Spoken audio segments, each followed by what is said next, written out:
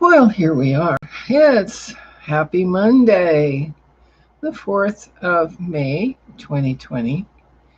And we're hearing a lot of people talk about what we have to do. You have to do this, you have to do that, da da da da da da.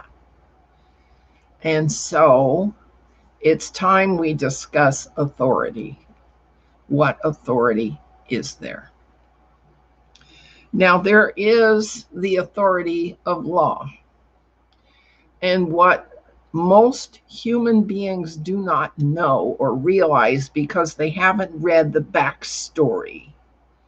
The authority of law is past the planetary sovereign, is past the galaxy, is past the central universe, and goes to the universe of universes. There is a hierarchy in the universe where everything trickles down and trickles up. It doesn't just trickle down. Experience and wisdom and common sense trickles up. And so the people who keep saying they want freedom, they want freedom, they want freedom, they want freedom, they have to ask themselves, what do they want freedom from? Do they want freedom from death? Do they want freedom from governments that are corrupted? Do they want freedom from common sense, common laws that keep society civil?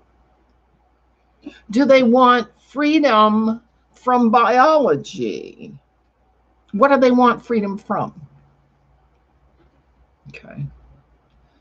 This is not being discussed anywhere. And even the political pundits don't touch this stuff with a 10-foot pole. All right. Now we have our Bible. Why does it matter?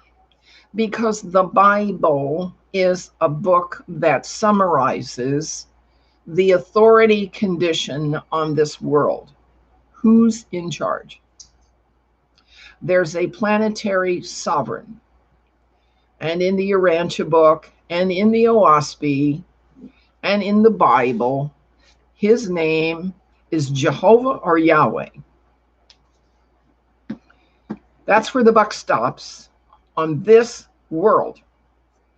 And what does this world consist of? There seems to be some disagreement about whether it's a spinning ball or whether it's a pizza or whether it's somewhere in between, and whether it's up on the ecliptic or down in the abyss.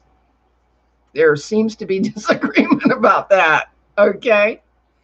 And there seems to be disagreement about the purpose of human incarnation, whether it's to ascend back to the source according to some guidelines that we hear about, maybe, sort of kind of in a way, by the New Age and occult communities. Okay, the Satanists have their set of rules, and the Luciferians have their set of rules, and the New Age people who channel the Pleiadians and the Andromedans and the Alliance and the this and the that have their wishes.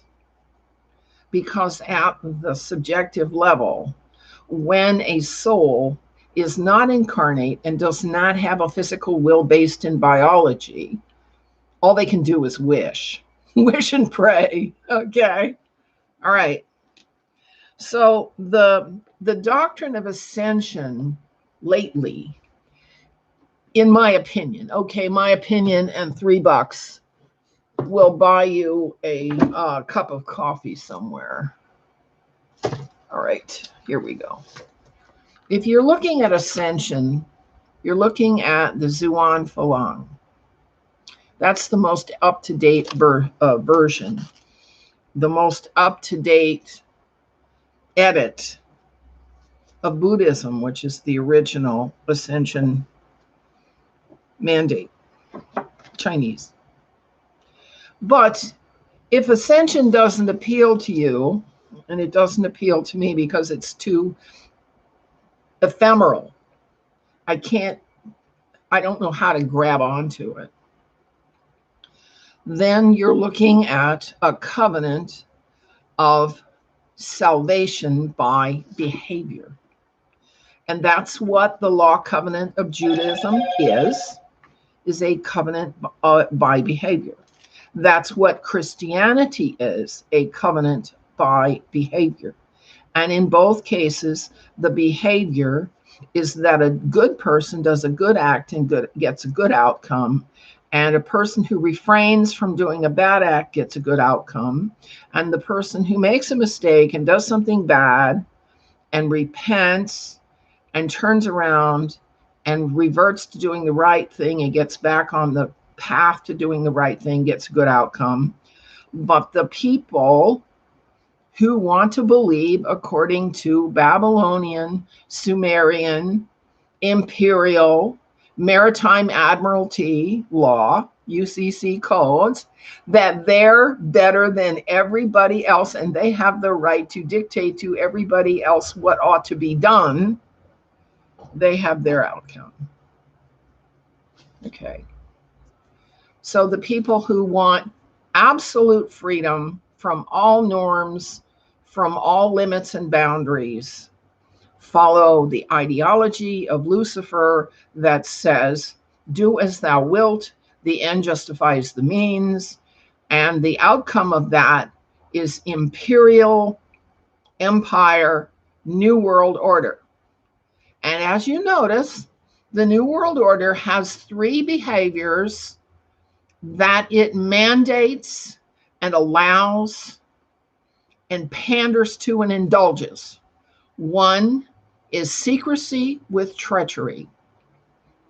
People in power stand for ABC, but their behavior is FGHIJK. They say one thing and they do something else. Whereas in the law covenant and in Christianity, let your yes mean yes and your no mean no. You have to do what you say and say what you do. Okay. In Islam, the doctrine is called taqiyya, in which you can defend yourself by claiming something that's not true just to save your ass. Okay. So in Islam, they compromise standing for your truth. The second behavior is called, in Islam, it's called jizya. In the West, it's called defense contracting. Okay. It's called protection racketeering. It's called, okay, you can say insurance agencies, secret covert operations. I found a few insurance agencies near you. That's my phone talking back to me. Okay. All right. So the practice of setting up protection racketeering is not in holy law. It's not in the Beatitudes of Jesus, but it is in imperial ethos in which monopoly, cabal, networking among ideologues to advantage themselves is accepted. In Islam, it's jizya. And third is jihad in Islam, which is called the chosen people, okay, in the Talmud. And it's we're righter than you, and I'm righter than you, and we're righter than them, and we're all righter than those people. All right. It can be racial, it can be ideological.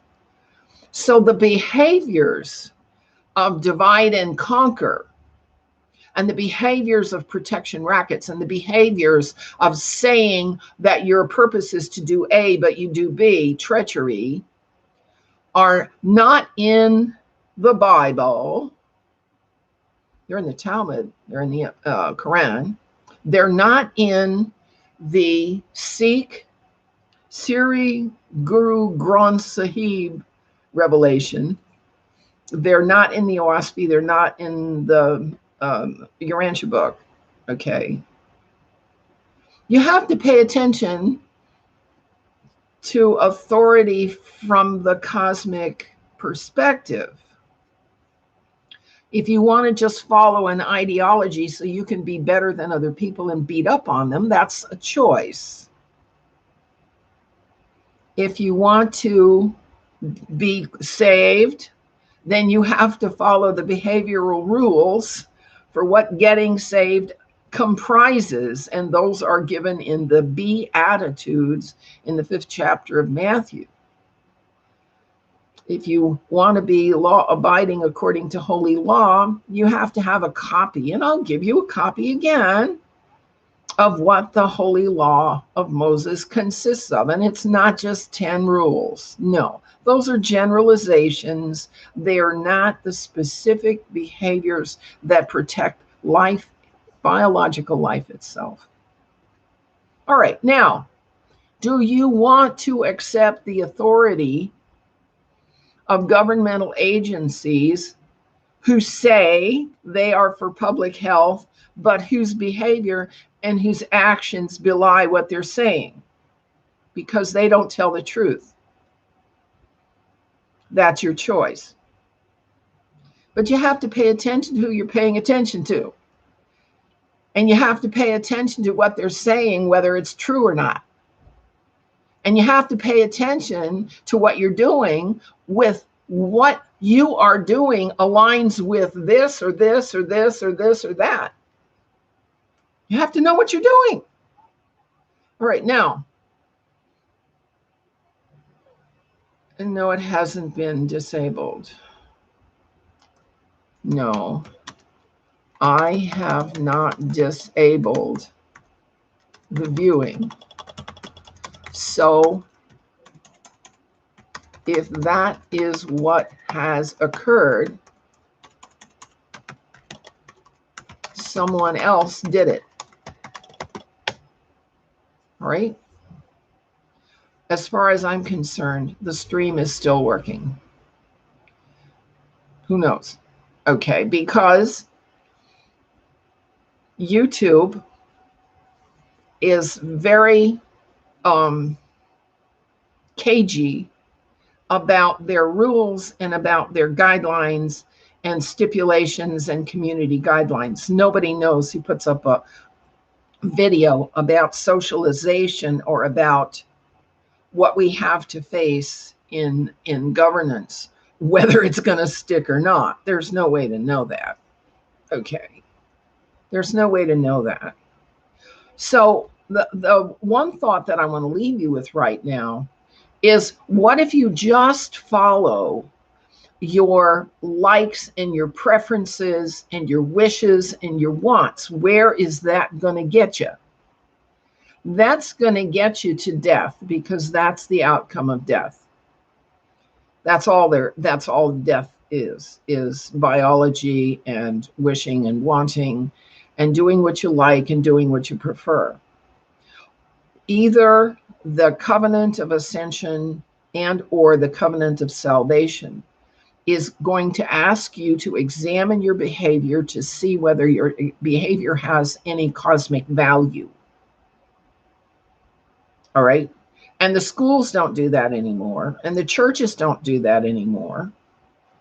And literature doesn't do that anymore. What literature and pedagogy is doing is setting up alternative hypotheses and theories about what might be true, which is crazy, absolutely crazy behavior. But anyway, I'm just a grandma. What do I know? So think about what you're doing and think about who's leading you. If you have a TV in the house, you're being led by demons, and it's that simple. If you have books, okay, if you're reading to your children now, you're ahead. And when you go out in public, show the community that you're a responsible person. or something over your face. That has become the social norm of all things. Who would have thought? And this has been Emily Craig. And if you are interested in hearing more about what I have to say, well, go ahead, hit the subscribe button and the notification bell, and you'll be informed when I do something again. After all, it's Monday, it's a work week. We have lots to do to cope with our predicament here. Thank you for coming by. Bye-bye.